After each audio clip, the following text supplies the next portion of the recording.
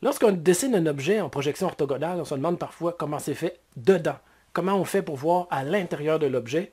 Dans la série sur les projections orthogonales, voici donc la deuxième vidéo, celle qui traitera, dans un premier temps, de la coupe transversale et ensuite de la coupe longitudinale.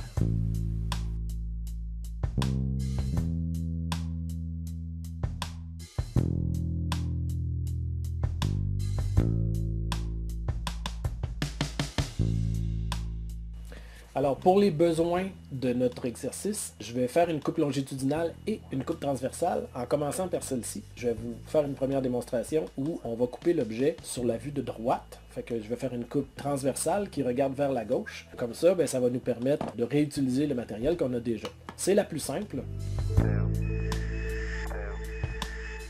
Alors voici, je vais aller placer ma vue ici.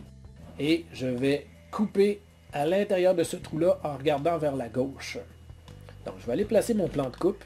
C'est une ligne très grasse.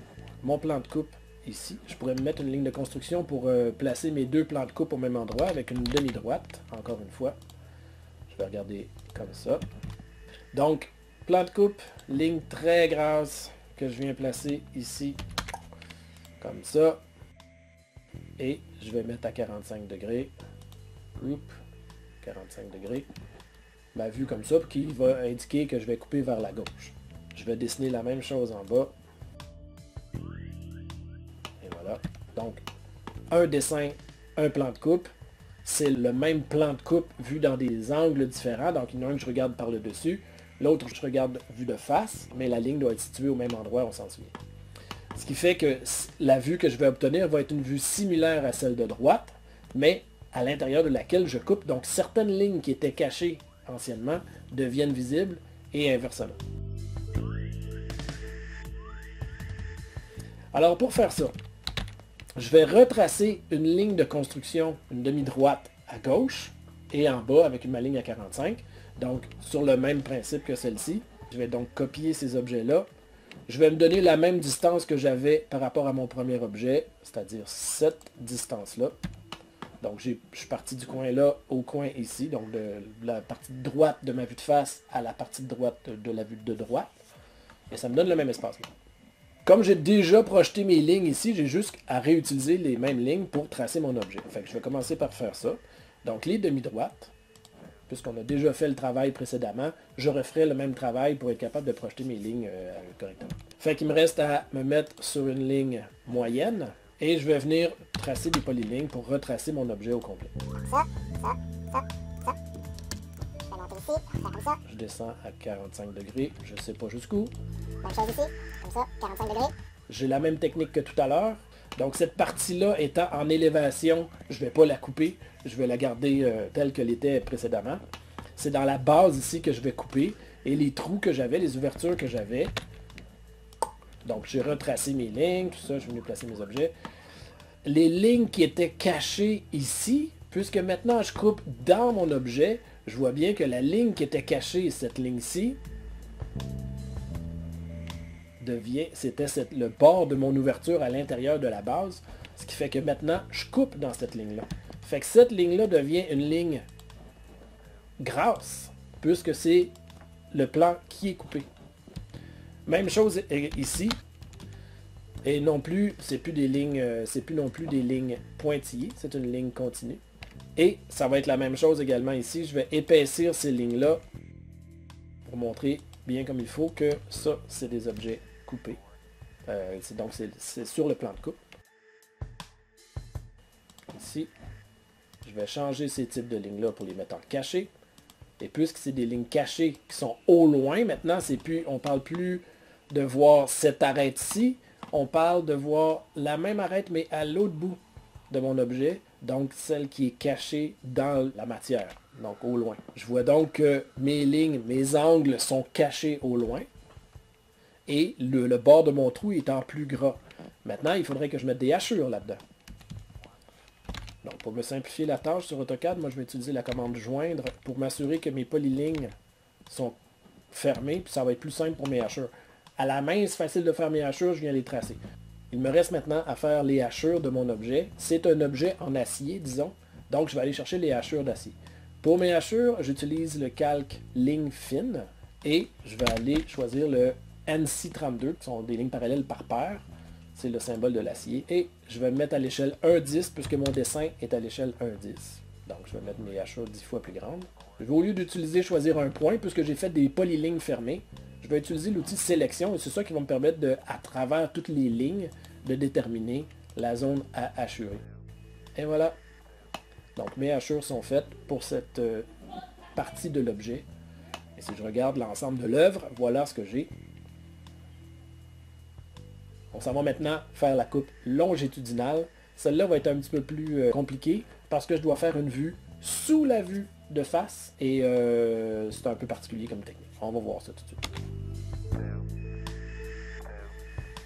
Alors voilà, maintenant, on va aborder la question de la coupe longitudinale. Puisqu'on fait une coupe longitudinale, dans notre objet, il va falloir qu'on reproduise la vue de face. Et puis à ce moment-là, je ne peux pas la projeter à gauche ni à droite, il va falloir que je la descende verticalement, cette vue-là, pour être capable de recréer ça. Puisqu'on est sur AutoCAD, on va se faciliter la tâche. Je vais venir copier ma vue de droite un peu plus bas, de sorte que mes niveaux que je recalculerai sur une table à dessin, je puisse les avoir directement. C'est quand même l'avantage d'être dans un système informatique. Alors, je copie ça ici, je copie ça, je les envoie à une distance égale, un peu plus bas. Donc, ici, la ligne du bas avec la ligne du bas. J'ai séparé mes vues de la même façon. Ce qui fait que maintenant, je peux facilement reproduire les niveaux de mon objet. Donc, je peux reproduire mon objet. Je vais prolonger ici jusqu'au bout cette ligne et cette ligne, de sorte que mes niveaux, mes lignes de projection traversent l'ensemble de mon dessin. Ça va être beaucoup plus rapide. Donc maintenant, mon plan de projection, c'est celui-ci. Je vais me mettre en ligne très grasse et je voudrais passer à travers mon objet au centre de l'objet en regardant vers l'arrière. Même chose ici. Donc, mon objet, je coupe dans le milieu, je regarde vers l'arrière. Quand je vais prendre ma ligne à 45, je vais regarder vers l'arrière également. Donc, même chose ici. Je vais partir de proche sur cette ligne-là. Je vais m'en aller comme ça et je vais regarder vers l'arrière comme ça. Voilà, donc j'ai mon plan de projection ici. Je regarde vers l'arrière et ensuite, même chose ici en haut. Je devrais avoir la même forme que ça, mais comme sur la vue, la coupe transversale, certaines lignes pointillées vont devenir des lignes pleines coupées et d'autres lignes pleines actuelles, les lignes continues, vont devenir des lignes projetées au loin de l'autre côté de l'objet, parce que cette ligne-là, maintenant, elle est derrière mon objet, au loin, à travers la matière, elle va devenir en pointillé. Donc, il faut que je fasse attention à ça. Et les lignes qui étaient pointillées ici, les bords de mes ouvertures, vont devenir des lignes continues grâce puisque je coupe dedans. Donc, allons-y. Donc, je vais y aller comme je le faisais avant. Ligne moyenne partout. Donc, je vais faire ça comme ça. Je suis mon objet. Ici, je vais aller m'assurer. Donc, ça, c'est la partie centrale qui monte jusqu'en haut, qui redescend comme ça et comme ça.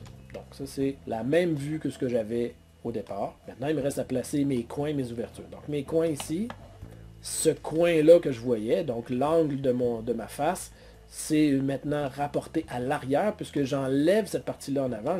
Mon plan de projection, il est ici. Je coupe en regardant vers l'arrière, il n'existe plus le devant. Donc, je vais aller voir cette ligne-là ici. Cette ligne-là, ici. Donc, ici, je vais tracer une ligne. Même chose pour l'autre angle à l'autre bout, cette ligne-là. Ces lignes-là deviennent cachées, donc je vais copier les propriétés de mes lignes cachées au loin.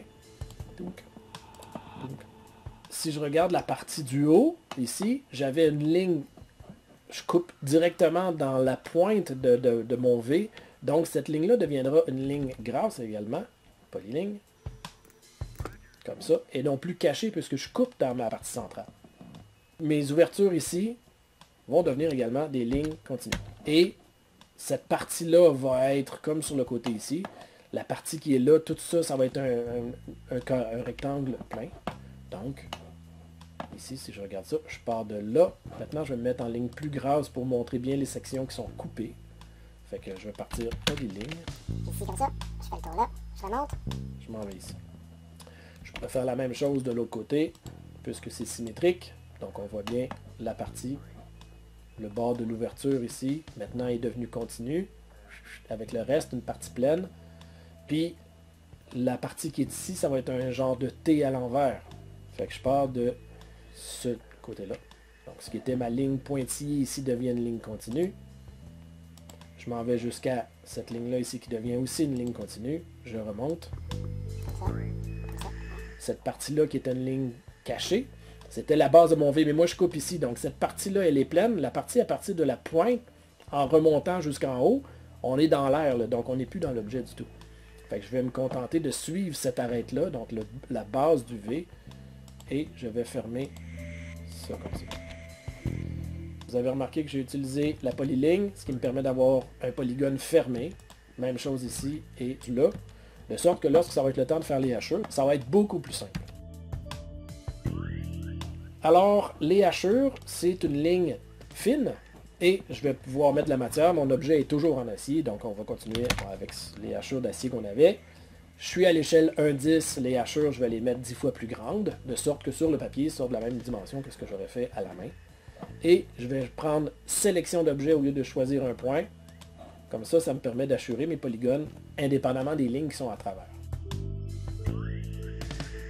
Ici, je suis dans l'ouverture, donc je suis dans le trou. Donc, c'est pas de la matière qui est coupée, je suis vraiment dans l'air extérieur. C'est pour ça que je ne viens pas mettre aucune hachure à cet endroit-là. Donc, la partie coupée seulement, la partie solide, elle est hachurée. La partie qui est à l'air libre, la partie qui est vide, elle n'est pas hachurée. Même chose pour mon V. Ici, entre la pointe en bas et le haut du dessin, je suis dans l'air, donc j'ai aucune hachure à mettre dans cette partie-là. Et voilà, donc maintenant, on a fait les deux coupes longitudinales et transversales. On vient de compléter les coupes longitudinales et transversales. Pour finir notre travail avec la projection orthogonale, il nous reste à faire la mise en page ainsi que d'aller placer les cotes et les notes autour de l'objet. C'est ce que je vous propose de réaliser dans une prochaine vidéo. Au plaisir!